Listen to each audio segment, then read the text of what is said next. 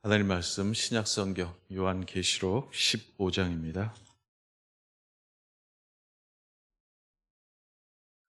요한계시록 15장 1절에서 8절 말씀입니다. 우리 한 목소리로 함께 읽도록 하겠습니다. 1절입니다.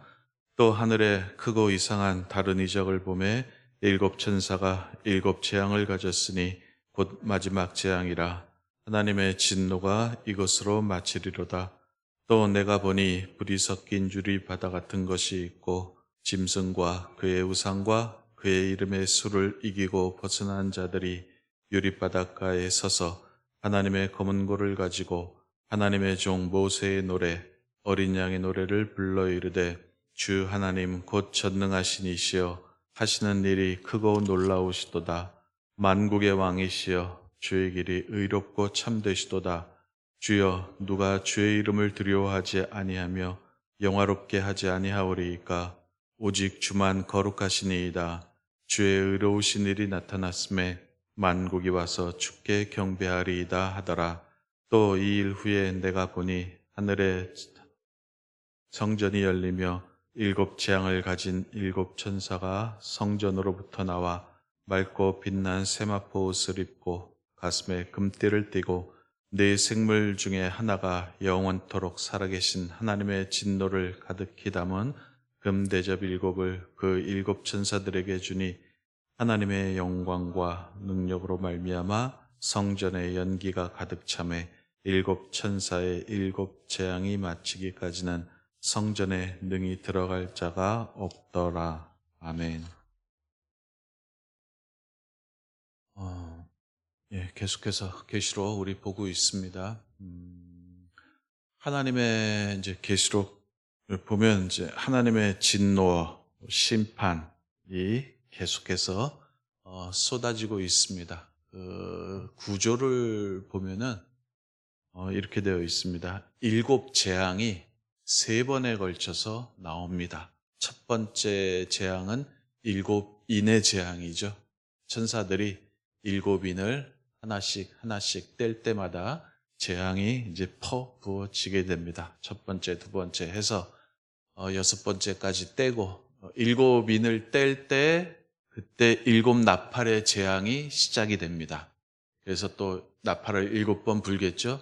첫 번째 불 때, 두 번째 불 때 계속해서 나팔을 불 때마다 재앙이 내리고 마지막 일곱 번째 나팔이 불 때 일곱 대접의 재앙이 내립니다. 그래서 그래서 세 번에 걸쳐 가지고 일곱 재앙이 이제 내리고 그다음에 이제 마지막 재앙이 일곱 대접의 재앙입니다. 이 재앙이 끝나면은 최후의 전쟁이 벌어지고 그 전쟁에서 패한 악한 자, 사탄, 죽음이 무저갱 속으로 들어가고 새 하늘과 새 땅이 내려오는 것으로 계시록이 마치게 됩니다. 오늘 본문은 마지막 일곱 대접의 재앙이 시작되기 전 그 순간을 지금 기록을 하고 있습니다.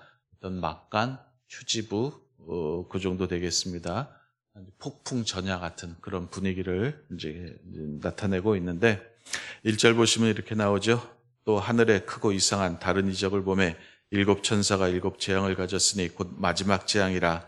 하나님의 진노가 이것으로 마치리로다 해서 죄악된 세상의 대파국 마지막 끝을 알리는 멘트가 이렇게 나오죠. 그 다음에 2절에 보면은 이런 말씀이 나옵니다. 또 내가 보니 불 섞인 유리바다 같은 것이 있고 짐승과 그의 우상과 그의 이름의 수를 이기고 벗어난 자들이 유리바닷가에 서서 하나님의 검은 고를 가지고 3절 초반입니다. 하나님의 종 모세의 노래 어린 양의 노래를 불러 이르되 이런 말씀이 나옵니다. 이제 승리한 자들의 찬송이죠.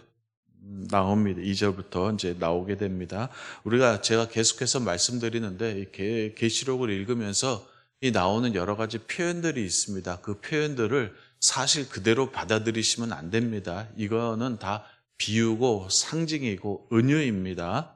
그래서 사실 그대로 받아들이시면 안 됩니다. 그래서 진짜 그때는 진짜 천사가 하늘에서 대접을 쏟는구나 이렇게 생각하시면 안 됩니다. 이렇게 진짜 하늘에는 유리로 된 바다가 있는가 보다 그리고 신자가 여기 뭐 짐승과 싸운다 그러죠. 짐승과 싸우고 우리 신자들이 뭐 동물들과 싸우는구나. 이렇게 생각하시면 안 됩니다. 이런 표현들이 다 비유적인 표현들이에요. 이렇게 예를 들어 드릴게요. 제가 학교 다닐 때, 고등학교 다닐 때 이제 선생님들의 별명이 거의 동물이었습니다. 지금도 기억나는 게, 뭐 미친 개, 불독, 뭐 닭대가리, 뭐 이런 선생님들의 별명이 기억이 나는데, 이게 그분 선생님들의 별명이지 별칭이지 그분 선생님들이 아니잖아요. 그죠? 그래서 그 선생님들에 대해서 얘기를 할 때는 다 이렇게 속어나 은어로 표현을 했지요. 뭐 예를 들어가지고, 야, 니네 반에 뭐 어제 미친 개가 와서 몽둥이 들고 날뛰었다며? 이 말을, 정말로 광견병 걸린 강아지가 들어와서 뭐 나무 막대기 물고 여기저기 휩쓸고 다녔나 보다 이렇게 생각하면 안 되잖아요. 그죠? 이거 비유잖아요. 그죠? 계시록의 표현들이 다 그렇습니다. 그래서 비유로 읽어야 되는 그런 표현들입니다. 그래서 뭐 이런 표현들은 나오나, 머리 7개 달린 짐승, 뿔 10개를 가진 짐승이 나와서 어쩌고 저쩌고 하는 표현들이 이렇게 계시록에 나오는데, 그런 표현들이 진짜 그런 짐승이 마지막 날에는 나오는구나 하는 게 아니라 어떤 세력을 가진 자죠. 어떤 잔인하고 폭력적인 어떤 정권, 교회를 박해하고 교회를 망하게 하는, 멸망시키는 그런 세력, 우두머리를 가리키는 그런 표현들이죠. 그런 것들을 여러분들이 잘 해석을 하시기를 바랍니다. 그래서 2절에 보시면은 그런 어떤 고난, 역경을 이기고 믿음을 변치 않고 승리한 자들, 신자들의 노래가 이제 쭉 나오게 되고, 3절에 그런 노래가 나오는 거죠. 3절에 보면은 하나님의 종 모세의 노래, 어린 양의 노래를 불러 이르되, 누가요? 승리한 신자들이 부르는 거예요. 그래서 보시면은 주 하나님 곧 전능하신 이시여 하시는 일이 크고 놀라우시도다. 만국의 왕이시여 주의 길이 의롭고 참되시도다. 주여 누가 주의 이름을 두려워하지 아니하며 영화롭게 하지 아니하오리까? 오직 주만 거룩하시니이다. 주의 의로우신 일이 나타났음에 만국이 와서 주께 경배하리이다 하고 이와 같은 찬송을 부릅니다. 제가 좀 풀어서 설명을 읽어드리면은, 주 하나님 곧 전능하신 이시여 주께서 행하시는 그 일들이 크고 놀랍소이다, 이런 말입니다. 주께서 행하시는 크고 놀라운 일들을 찬양합니다. 세상을 다스리는 왕이시여 주의 길은 의롭고 주의 말씀은 참되시니 어느 인생이 주의 이름을 두려워하지 아니하며 어느 누가 주의 이름을 영화롭게 하지 않겠사옵나이까? 주님만이 참되고 의롭고 거룩하시니 만민이 다 주께 와서 경배하리이다. 오직 주님만이 높임과 영광과 찬송을 받으시옵소서 하는 그런 뜻입니다. 이게 뭡니까? 이게 바로 찬송이죠. 이걸 찬양이라고 말을 합니다. 제가 지난 시간에도 말씀드렸다시피 찬송은 누구를 노래하는 겁니까? 하나님을 노래하는 겁니다. 하나님의 성품과 자비하시고 거룩하시고 온유하시고 한없이 오래 참으시는 하나님의 성품과 하나님께서 행하신 그 크고 놀라운 일들, 구원의 큰 일들을 찬미하는 거죠. 찬미하고 송축하고 하는 찬가가 바로 찬송입니다. 찬송이란 내 마음, 내 심정, 내 삶, 내 인생을 노래하는 것이 아니라 하나님을 노래하는 것을 찬송이라고 말을 합니다. 그 찬송을 언제 부른다고요?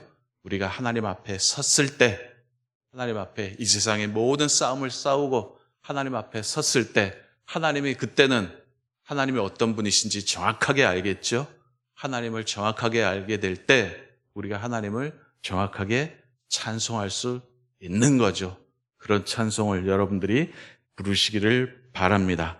그리고 제가 이 말씀을 드리는 이유들 중에 하나 가운데 하나는 뭐냐면은, 오늘날 우리들의 신앙을 볼 때 조금 안타까운 면이 있어서 그렇습니다. 우리 신앙의 무게중심이 어디에 가 있느냐 하는 것을 한번 체크를 해보자는 것입니다. 우리 신앙을 한번 잘 되돌아보시기를 바랍니다.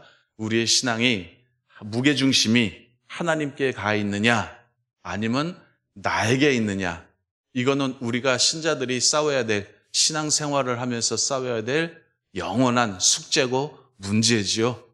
내가 하나님의 자체, 내 신앙의 중심이, 핵심이 하나님 자체냐 아니면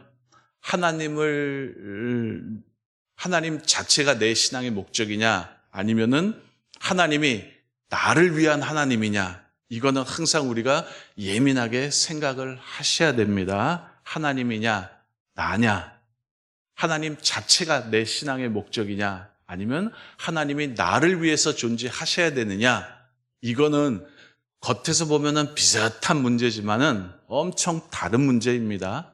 하나님께서 나를 위해서 존재하신다. 내가 주체고, 내가 주인이고, 내가 목적이 아니라 하나님 그분 자체가 우리 신앙의 중심이요, 목적이요, 주인공이라는 사실 여러분들이 잊지를 마시기를 바랍니다. 무엇이 내 신앙의 중심이고 주변인지, 무엇이 우선순위고 무엇이 부차적인 것인지, 신앙에서 진짜 중요하고 덜 중요한 것이 무엇인지, 이것들을 여러분들이 잘 분별을 하셔서 그 순서를 헷갈리지 마시기를 바랍니다. 일단 하나님이 중심이라는 건 여러분들이 잊지 마시기를 바랍니다. 욥기에 잘 나와 있습니다. 이게 욥기에 잘 나타나 있는데, 여러분들 욥기 아시지 않습니까? 욥기가 어느 날 갑자기 이유 모르게 고난을 당하죠. 고통을, 집안이 완전히 쑥대밭이 됩니다. 이유도 모르는 날, 어느 날 갑자기죠. 어느 날 갑자기 고난을 당하고 완전히 본인 자신과 집안이 쑥대밭이 되자 욥이 바닥바닥 하나님께 대들죠. 욥기가 그렇습니다. 욥기가 한 42장 정도 되는데 대부분이 욥이 하나님께 대드는 겁니다. 하나님, 도대체 내가 뭘 잘못했다고 이렇게 고난을 당하는 겁니까? 나만큼 정직하고 의로운 사람이 또 세상에 어디 있다고, 내가 뭔 죄를 졌다고 이런 고난을 당하는 겁니까? 하고 바닥바닥 우기는 게 37장까지 계속됩니다. 하나님, 한번 나오셔서 한번 얘기 한번 해봅시다. 이거예요. 내가 왜 고통을 당하는지, 고통 당하는 건 내가 인정을 하겠습니다. 이유라도 좀 압시다 하고 37장까지 바닥바닥 대듭니다. 하나님 한번 나타나셔서 나랑 한번 대화 한번 얘기 한번 해봅시다. 이거죠. 근데 38장에 진짜 하나님이 나타나죠. 하나님이 딱 나타나셔서 욥에게 묻습니다. 그때 욥아, 너 그동안 고생했다. 하늘에서 이러이러한 일이 일어났어서 네가 그동안 고생했는데 미안하다. 하나님이 이렇게 위로하고 설득하셨나요? 아니죠. 그렇게 하지 않았습니다. 엄청난 말씀을 하시죠. 너 일로 와봐 임마. 딱 앉혀놓고 하시는 말씀이, 몇 구절 제가 읽어드릴게요. 욥에게 하신 말씀. 너는 대장부처럼 허리를 묶고 내가 네게 묻는 것에 대답을 할지라. 내가 땅에 기초를 놓았을 때 너 어디서 무엇하고 있었느냐? 내가 너의 날에 아침에게 명령하였느냐? 새벽에게 그 자리를 일러주냐? 그것으로 땅 끝을 붙잡고 악한 자들을 그 땅에서 떨쳐버린 일이 있었느냐? 네가 바다의 샘에 들어갔었느냐? 깊은 물밑으로 걸어가 보았느냐? 이런 말씀. 누가 홍수를 위하여 물길을 터주었으며 우레와 번개에게 길을 내주었느냐? 이런 말씀을 묻는 거예요. 이게 무슨 뜻이냐면은 이런 거죠. 내가 우주를 창조할 때, 이 땅을 조성할 때, 이 지구를 만들 때 너 뭐 하고 있었느냐? 내가 생명을 창조할 때 너 그때 뭐 하고 있었느냐? 이걸 묻는 거예요. 그때 욥 뭐 하고 있었을까요? 이 땅에 있지도 않았겠죠. 그죠? 내가 우주를 만들 때 너는 세상에 있지도 않았다. 너랑 나랑은 급이 다르다라는 거예요. 너랑 나랑은 급이 다르고, 너와 나는 질적으로, 하나님과 우리는 질적으로 다른 분이다. 이거를 말을 하는 거예요. 욥은 자기 인생에 대해서 불만이 쌓인 거예요. 그 불만을 누구한테 표출을 하는 거예요? 하나님에게 표출을 하는데 하나님은 말씀하시기를 너하고 나하고는 완전히 질적으로 다른 존재니라. 나는 하늘에 있고 너는 땅에 있고 나는 창조주고 너는 피조물이고 나는 세상에서 우주에서 지극히 존귀하고 높은 분이지만 너는 먼지보다 못한 미물에 존재한 그런 자다. 완전히 너와 나는 다른 자다 하는 것을 하나님께서 욥에게 보여주셨죠. 그리고 욥이 한 말이 뭐예요?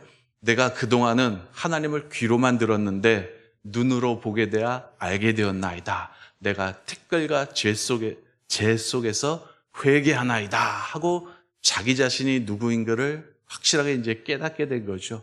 우리 신앙이 그거라는 거예요. 우리 신앙이 뭐냐? 하나님이 어떤 분이신가를 깨닫는 거죠.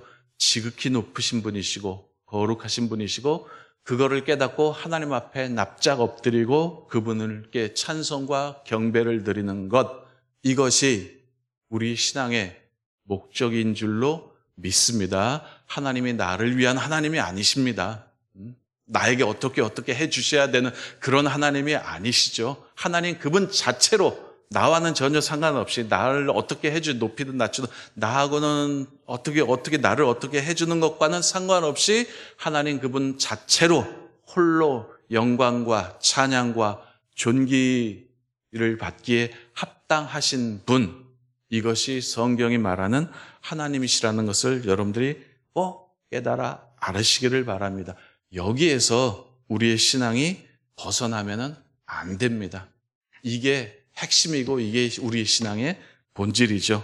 그 말씀을 계시록은 이렇게 표현을 합니다. 5절부터 8절에 나오는 말씀이 그겁니다. 5절부터 8절에 쭉 읽어보면은 요한이 이제 하늘 장막을 보죠. 5절에 보면 이런 말씀 나오죠. 또 이 일 후에 내가 보니 하늘의 증거 장막의 성전이 열리며, 계속해서 제가 읽어보겠습니다. 7재앙을 가진 7천사가 성전으로부터 나와 맑고 빛난 세마포 옷을 입고 가슴에 띠를 띠고 네 생물 중에 하나가 영원토록 살아계신 하나님의 진노를 가득히 담은 금 대접 7을 그 7천사들에게 주니 하나님의 영광과 능력으로 말미암아 성전에 연기가 가득 차매 7천사의 7재앙이 마치기까지는 성전에 능히 들어갈 자가 없더라. 이것도 비유적이고 상징적인 표현입니다. 이 본문에 대한, 제 5절에서 8절까지 이 본문에 대한 해설은 여러분들이 갖고 계시는 생명의 삶, 거기 해설 부분에 잘 나와 있습니다. 그거 제가 그냥 읽어 드리도록 하겠습니다. 이렇게 설명을 합니다. 7대접 심판은 하늘 성전에서 시작됩니다. 하늘 성전이라는 말은 하나님이 계시는 곳이죠. 그죠? 창조와 생명의 근원이 시작이 되는 그런 곳입니다. 하늘 성전의 환상이 펼쳐지며 7천사가 7대접을 받습니다. 하나님과 어린 양의 보좌가 모든 심판의 진원지입니다. 심판의 진원지일 뿐만 아니라 역사의 진원지이고 하나님의 행위의 진원지이고 창조와 구원의 진원지입니다.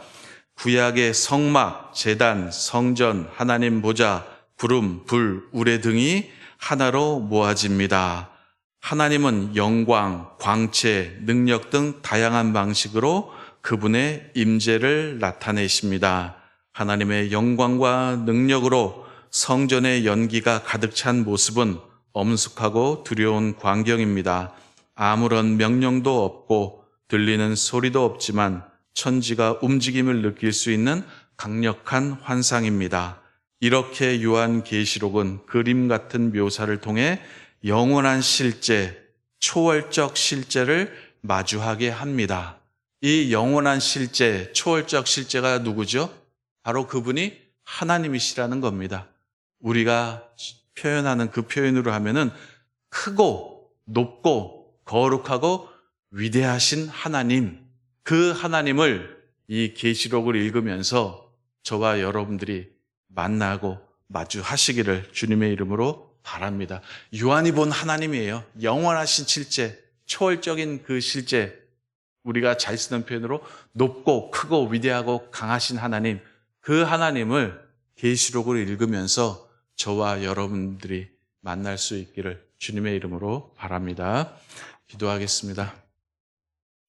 자, 말씀 생각하면서 기도하시고요. 또 이제 교회를 위해서 기도할 때 담임 목사님, 또 목사님, 그리고 또 교회를 출입하는 성도들 위해서 기도해 주시고 또 여러분들의 기도 제목으로 기도하시다 평안히 돌아가시기 바랍니다. 기도하겠습니다. 주여